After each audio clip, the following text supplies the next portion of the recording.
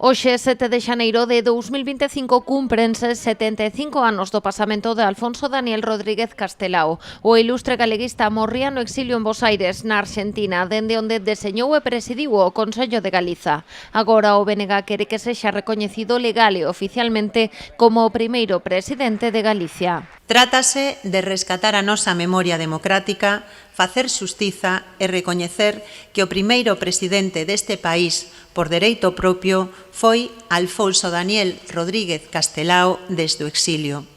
Un recoñecemento que ten que ser tamén estudado nos centros de ensino deste país, porque as novas xeracións de galegos e galegas teñen que coñecer a inmenso labor de Castelao.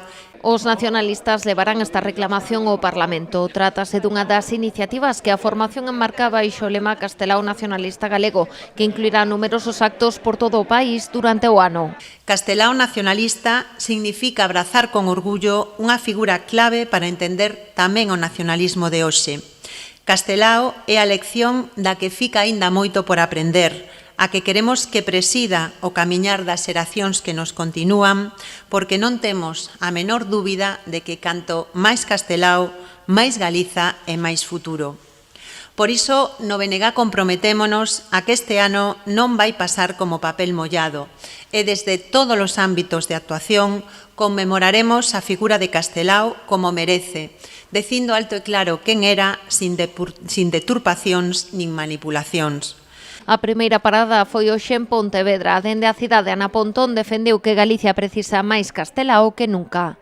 Precisamos máis Castelao porque temos a urxencia de defender o futuro da nosa lingua, que se situou en mínimos históricos despois de máis de 15 anos de políticas lingüicidas do Partido Popular.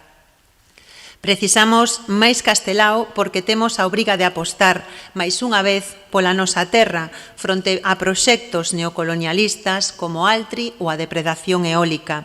E precisamos máis Castelao porque temos que seguir defendendo Galiza fronte a un centralismo voraz que é letal para o noso presente e o noso futuro. Pola súa banda, o Concello de Pontevedra xa anunciou a súa adhesión ao ano Castelao, coa fin de fomentar e publicitar a obra do intelectual galego.